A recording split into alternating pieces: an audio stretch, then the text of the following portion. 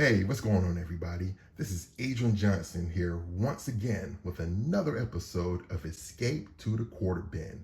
And on this episode, I wanted to talk about some comics that actually got me into um, a few of the more seminal runs of the 1980s. Those comics are these: Marvel Superheroes Megazine. And I believe the first one is dated October of 1994.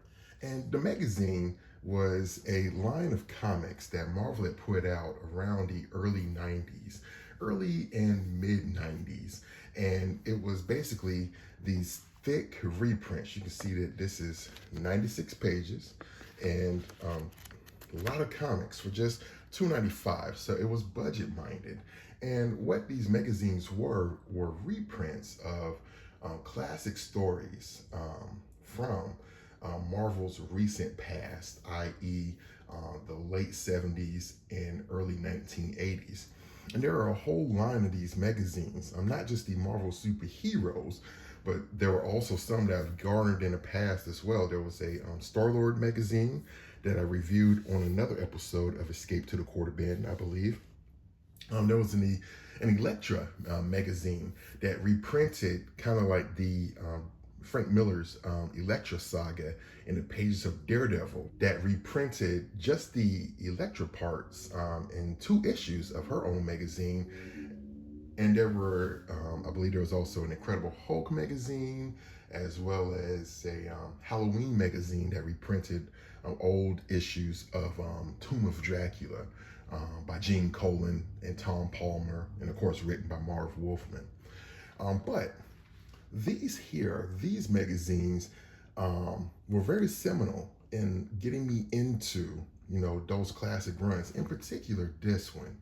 Now, this is dated October of 1994, and I was 14 at the time. And I had just gotten into the hobby, I want to say, maybe a few months prior to this, maybe late 93. So I was all about, Image Comics, of course. But I saw this at a local drugstore in my neighborhood called Big B's Comics, if anybody remembers that. And I remember riding my bike down there and getting the copy of this off the little newsstand there, and taking it home and just being like, man, this is really cool. This is really cool. Now, and it had stories in here that I didn't realize it at the time were by, certain artists and writers that, I had started reading about in Wizard magazine, such as John Byrne, and this is the first issue of his fantastic Fantastic Four run. This reprints issue 232. And I remember reading through this and just being like, wow, this is such a great story. I mean, just great storytelling. The art was so cool. So it really was a trip, for me, in terms of like someone who really was being weaned on, the bombastic and dynamic, approach that the Image guys were taking. And, of course, Jim Lee's X-Men, and that's the stuff that, was capturing my young mind at the time. But, seeing like these classic stories, and just good storytelling, being exposed to like good comics, superheroic storytelling was really formative, for me, and oh man, this is just so wonderful. And look at these. I miss when, comics used to have just these pinup pages, oh, look at that. Isn't that, man? Man, it's so much fun, so much fun. And now here, this is what I wanted to kind of focus in on for a moment, if I could. This story right here in the pages of Megazine, this Marvel Superheroes Megazine, issue 1, this is where I first came across Frank Miller's work, his Daredevil work anyways. I had seen his name in the pages of Wizard magazine, and it was around that time. This is '94, so he was hip deep into his Sin City work, and I wasn't able to get the Sin City stuff yet, and so I really didn't have anything Frank Miller at all in my collection. And so getting this and reading this story, I believe the story is called Marked for Murder, it seemed like, man, this opening spread and looking at this artwork, and you just see how, wow, man, there was definitely something about this that, was really, really capturing me, even, to a neophyte, reader like myself, and I remember I couldn't stop reading this story. I just couldn't. Again, I think it was the storytelling that really knocked me out, but the artwork as well, like the artwork and the storytelling just really moved it along. Like it really felt like you were watching one of those late '70s, like Quentin Martin type TV shows, like The Streets of San Francisco or something like that. But I remember this page right here, just Daredevil, down by the wharfs, down by the docks, and the storytelling here, like, man, look at those shots, like just and I just kept coming back to it because it was dynamic in a way that wasn't like heavily delineated, all this cross-hatching and stuff, but it was more like the artwork was dynamic to me in the choices that were being made in terms of what was inside of the panels and what was going on with the storytelling, like, you could just see that, man, Miller and Jansen, of course, they were just on one, when they were working on this stuff. And I was just so bowled by this. Oh man, just so wonderful, man. And so, yeah, just how quick just the storytelling just gets to the point, and you really feel like, man, just a great story. So this to me was like the perfect introduction to me into, Miller's Daredevil run. And I believe this was issue 159.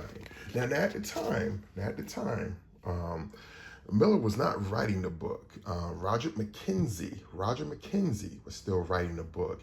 And he wrote the title up until, I believe, 168, which is where Miller took over with the first appearance of Elektra, and thus, began the rest of his run, as writer and artist, along with Klaus Janson.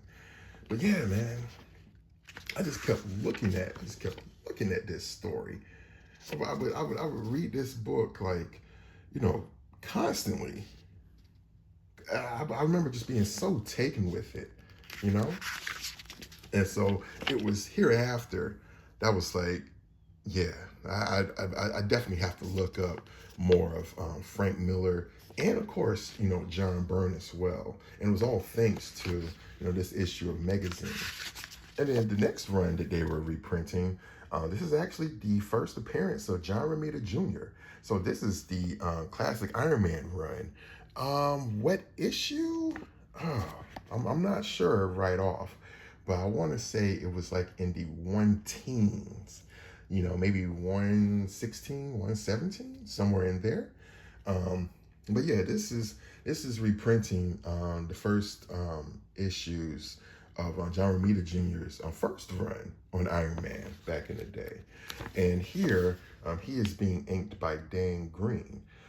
Bob Layton would come later in the run, shortly thereafter. And, just same thing, just really good, classic, just that solid Marvel storytelling. I believe Jim Shooter was the editor-in-chief at this time. Yeah. So that's the other thing about, these stories within all of these magazines, is that they all occur under Shooter's watch. you know? So I believe that's a key part as to why the storytelling just works so strongly, because his core tenet is that storytelling, above anything else, the story must be strong, it must be cogent and dynamic, and I believe that's why, under Shooter, a lot of the classic stories that we remember today, whatever your view of him is. I know some people view Shooter as a pariah, but I think you do need a strong hand editorially sometimes, to really, drive a book, hand in hand with the creators themselves, of course. All right, so then the last story in here that they start reprinting are that very brief John Byrne run from the mid 1980s, like 85 or so, 85, 86, where he took over the Hulk for about 6 or 7 issues, I think, something like that. And so it's reprinting John Byrne's work from that run. Now, let me say this, I did have, like back issues at the time of like stuff like Marvel Tales and, certain reprints from DC that, did have, classic stories from, the 70s and the 80s and, in some cases even before that, from the 60s and before, but really seeing more of, that classic storytelling, really just made an impact on me, just in terms of like, wow, this is great stuff. Again, the antithesis of what was going on in 90s comics at that point, to a great degree. So in any case, great shot right there. Wow. Doc Samson lays out Hulk. Oh, man, that's cool. Okay. So yeah, that's the first issue of Megazine. And back here in the letters column, well, it's not even a letters column. I think it's an editorial by Tom Brevoort. Here it lists, the particular story. So in this issue, this does begin John Byrne's run on Fantastic Four number 232 back in 1981. Daredevil, Marked for Murder, is Daredevil 159, July of 1979.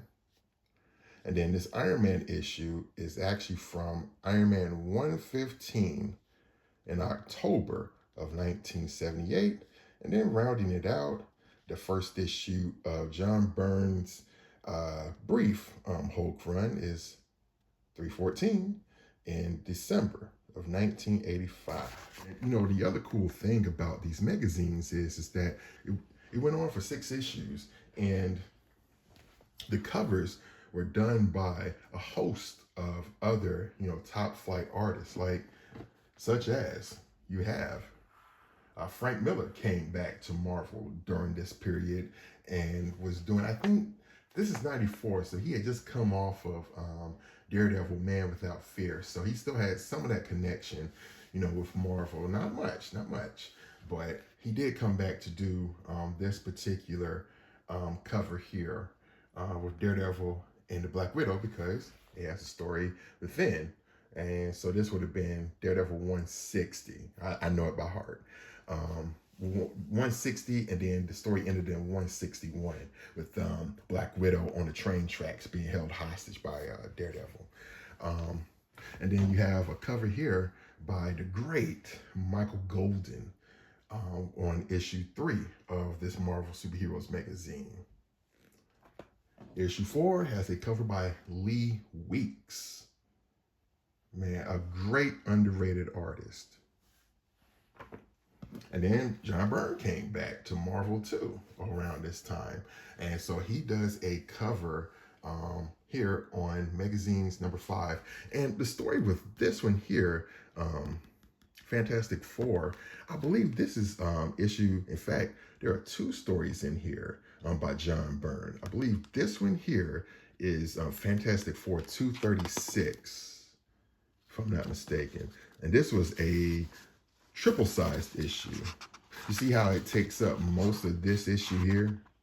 And oh, actually, I take it back. This whole issue here, for the most part, these 3 stories at least, I believe is, no, this is all John Byrne.